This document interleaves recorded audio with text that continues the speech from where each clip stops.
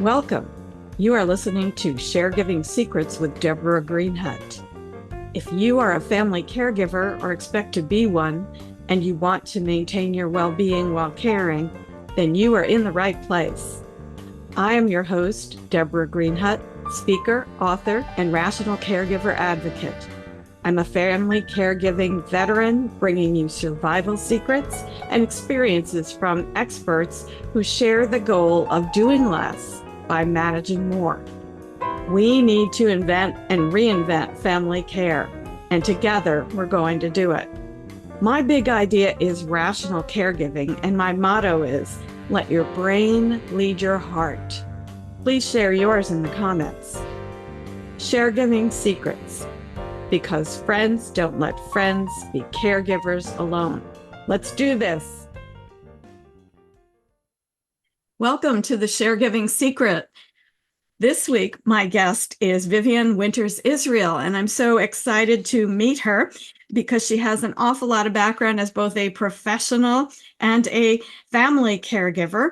So I'm looking forward to the kinds of strategies that Vivianne is going to point to us to help us avoid burnout, because that's really the main goal, to be able to care for yourself while you're caring for another person.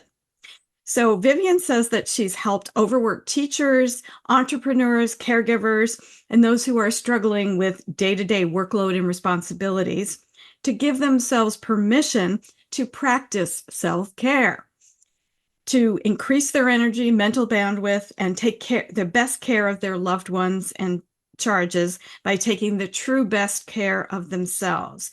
So there's a wonderful focus here, and I'm sure you're going to enjoy the show. So Vivianne, welcome. It's nice to have you here today. Thank you, Deborah. I'm very happy to be here with you. So I guess we should get right to it. Okay. What's a little bit about your background to describe how you came to focus on self-care and caregiving? Well, I'm 70, so I've been around for a while. And I have had several life crises in my life, and I've had them without any self-care tools or understanding how really to do that, and with, and believe me, with is much better. And I've been a registered nurse for 47 years. I've just recently retired from being an employee. And 27 years of that was critical care, and the last 20 was doing emergency response stuff. Now, I will also took care of my mom when she was having dementia. She had physical things happening, but it was the dementia that was more profound. And she lived 550 miles away. She would call me late at night and berate me for not being home because I have a young child at home. And what was I doing out so late? Well, I hadn't lived with her, in a few decades. And I'm completely grown, and so is my daughter. So I trying to manage her from 550 miles away was very difficult. And trying to get her back down to me was also difficult. And in that time, I didn't have particular self-care tools. I mean, I was been a caregiver with people that weren't family every day that I worked. But across some time, I ended up with a metastatic breast cancer. And I handled that so much differently than a physical injury, a serious physical injury that I'd had 11 years prior. And I didn't understand what the difference was. My mental emotional response to the stresses of the back injury were more than unhealthy. They were actually personally destructive. Yet when I get this nasty call on the phone at work with no prerequisite comment that, oh, you have metastatic breast cancer per your biopsy results, and we need you to schedule an appointment with the doctor. So I managed to stay at work. And I was scared. In a question, I was scared. However, it wasn't the paralyzing fear that I'd had in the early days of my back injury, which made me just focus in this little mental capsule of I have to get back to my physically managed job so I can take care of my daughter. This time I was actually moving forward doing some research until I could get to talk with the doctor, because of course the office was closed when I got home. But I had discovered, it took me a while to figure out what the difference was, but I had started listening to a very powerful audio technology called HoloSync for improving information retention and memory recall. And then further looking into that, it also helped calm the regions of the mind that are responsible for stress, procrastination, and impulsive behavior. Woohoo! So I'm calling that a self-care tool. And and my cancer journey was really hard, very difficult. I had lots of complications requiring extra surgeries, da da da da da. But I rocked that crisis. That was so entirely different to what happened with the physical injury. And one of the things I see as far as stresses on people that are caregiving for just another family member or an elder family member is they aren't taking care of themselves. And often they end up with a one person, often the eldest daughter, gets put upon them, whether they really accept it or not, that they are going to be the caregiver. And yes, we'll do this and that, but this and that never seems to happen. It seems to be one person. So they don't give themselves the permission to take any time for themselves because they don't see themselves as having any time. But the best, honestly, best way that they can take care of their loved one that they're working so hard and everything is coming out of their body and their heart to do this is they have to find a way to take true care of themselves first, because otherwise you are just burning from your core constantly. And it's definitely not good for the caregiver. And it isn't good for the person they're caring for. They're going to be stressed. Something's not going to go right. They're going to forget something that they normally wouldn't have forgotten. And then the other person is missing a medication, or you're not helping them fully to whatever they need to be doing from point A to point B, and they fall and they're hurt, you're hurt. I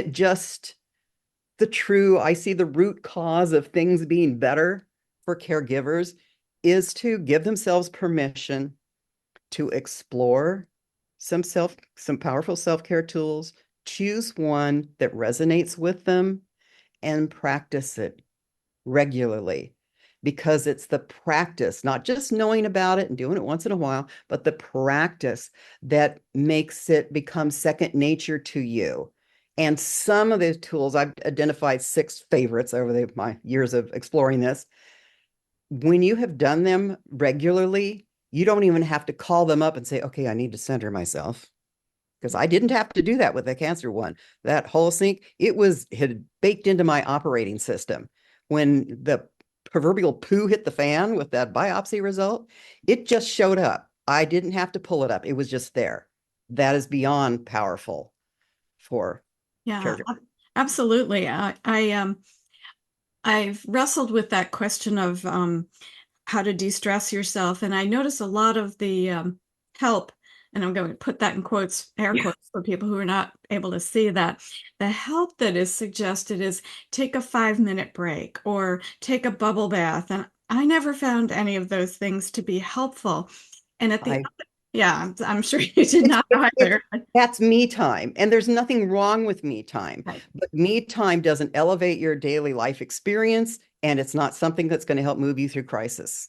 Right. It doesn't really alleviate things. It gives you a clearing space, but Yes. then you still are not getting enough, excuse me, rest or respite. And if you don't choose to take those things, you may not be there to take care of your loved one.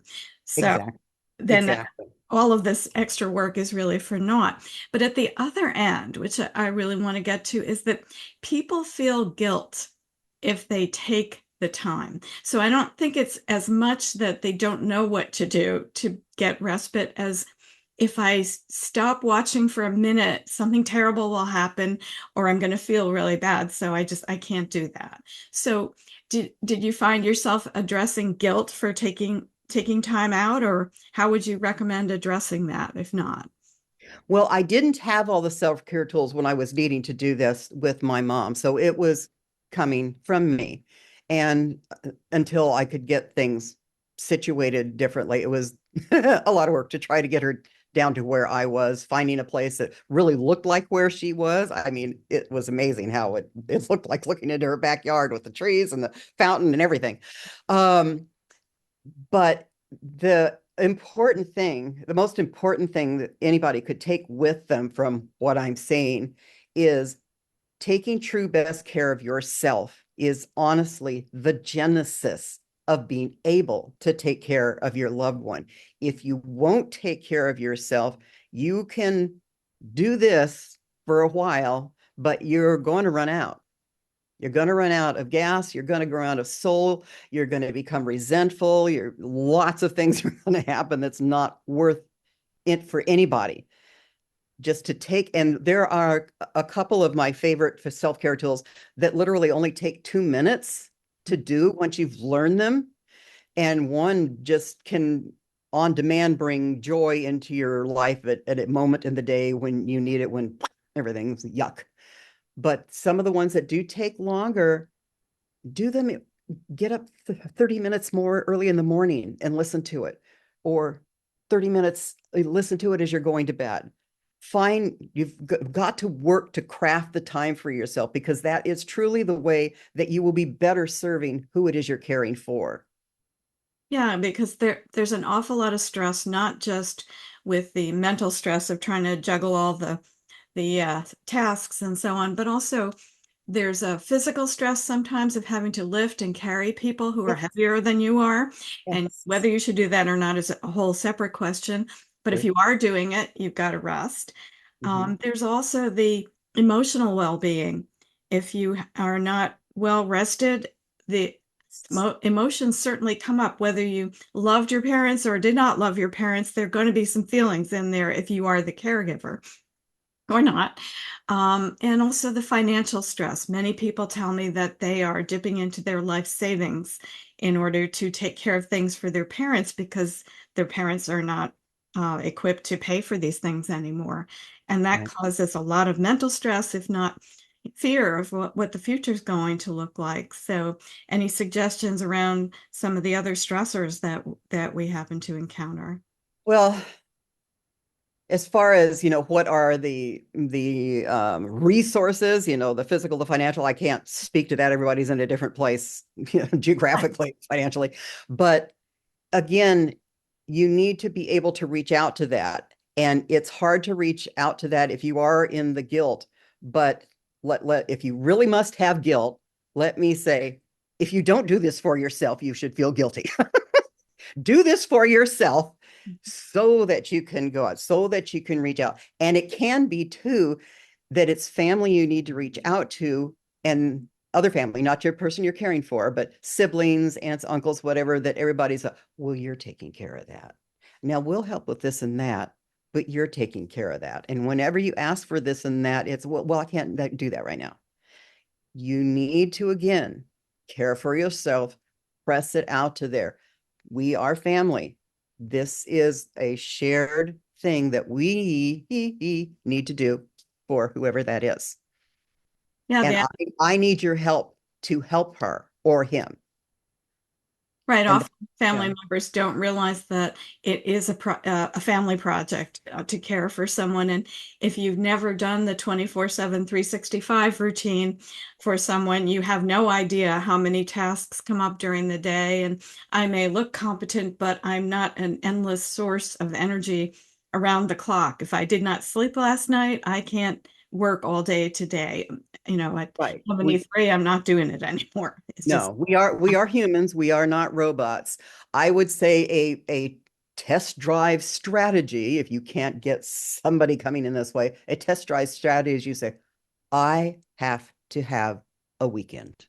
It's going to be a 3-day weekend, if at all possible. I have to have a weekend. I need you here. We can go over stuff, or we can Zoom and we can go through things to get some idea of stuff. And then we come here and I'll show you where this and that and the other thing is. And then I'm going to be away for the weekend. Now, if you're already always on call on the weekend that you're gone, then guess what? That doesn't count. But if they truly have an immersive experience of 2 days, they will have an entirely different appreciation. And you'll probably have to do that a couple of 3 times. And it's going, okay, well, now you're getting good at this too. Then have a different conversation. A dear friend of mine who has been the go-to for multiple family members who need this, that has her flying all over the place. She's always the one. Yeah. She's always the one. And it isn't until you are somewhere else and someone else is the one, do they honestly get it? Because you tell them, they will say, oh, yeah, I understand. No, respectfully, you don't. And I need you to. Yeah, a lot of us go into it thinking, well, I can handle this, or I'm gonna try do my best, but you get quickly acquainted with what I think are really non-negotiable things. Like Yes. you need Yeah. to be able to delegate. You need to be able to share this labor and have some time off. And we don't say that up front, so people get angry later because we didn't tell them it was going to be like that. And that's unfortunate because you can't always predict it. But one thing I suggest to people is try to think in advance. What do you want your day to look like? How do you Mhm. imagine it? And where are the gaps where you can't possibly be there for your loved one? Or you might need to go to the doctor yourself. You know, Absolutely. and Well, that is having going to come, definitely. yeah. Well, having brought someone to a doctor, I had to go to an emergency room one day, and I had to bring the person I was caring for with me, and the person kept wandering around the hospital. So it was a very awkward. I wasn't that badly injured, but I really needed medical attention, so I Mhm. couldn't watch the person. And Yes. meanwhile, I'm up on the emergency room table, and that's not right. I should have been able, there should have been someone that I could call to Yeah. take care of that situation. And I didn't know those things would happen. I didn't foresee it. You do for love what you're going to do. And then all of a sudden you have everyday reality to contend with as well. Well, So, true. And if you're saying if it's family or even others, but particularly if it's family saying, well, you didn't say that this was going to happen, that you couldn't handle it. Again, they don't understand what it is you'd be doing. And when you started it, because you had not done this 24/7, 365 prior, you didn't either. You felt this is my mom or this is my dad, and I'm going to do this. And that is your heart, and you are going to go do that. But you are not a robot. You are a human being, and you've only got so much that you can pour out without putting something else in you. Well, one of the things that people can test drive, talk about meditation. I think it was you that had one on meditation, about meditation recently, an episode when I was checking through things. Um, and meditation is something that's so hard for many people. That's why I'm happy about these other things that I found that are meditative, but it's you're not having to try to do certain things. But I think what a lot of people have difficulty with in giving themselves a piece of space is that they think meditating is clearing their mind. We honestly aren't capable of clearing our mind. But if you can get your thoughts, your being out of your mind and into your body, if you can get it into your mind, out of your head and into your body, you can't freak out up here if you are down here. And one of my favorite adult teaching people is Dr. Paul Sheely, and he has a process called the laser focus process. And he has some great motions that are actually trigger neurochemical changes. And if you drop your shoulders, and many people will have to try to take themselves through this a couple or 3 times to actually get their shoulders down from here. But when you actually relax your shoulders, there's a neurochemical change that your body tells you you're safe. If you can relax your forehead, and you might need to be looking at something to realize whether you're doing that, if you've been wound up, that neurochemically tells your body you're relaxed. oh, If you bring up the corners of your mouth, not like this, just a wee bit, and just the touch of your eyes, I forget what it exactly triggers, but that is the third step to neurochemical resetting yourself, like your little reset button. And then look and pay attention to your breathing so that you're hearing it, very quietly in there, feeling it and hearing it. Then work to feel it coming up over your lip, coolness coming up your lip, and then the warmness as the breath goes out over your lip. It's hard to get to that point. That would take practicing it a while, but you get to that point of just watching your breath. You can't focus on that because it's hard doing that little thing and freak out in your head. So you will calm. That's wonderful. So you can counteract all that stress that's built up by learning to relax these parts or put them Yes, in different because it will positions. trigger stuff. You don't have to know what all is doing. These are neurochemical triggers that switch Wow. you. Yeah. And then you get to that little piece that you're doing, and then you are in the driver's seat of when you're in your head and when you're in your body. That's a wonderful thing to carry away from today.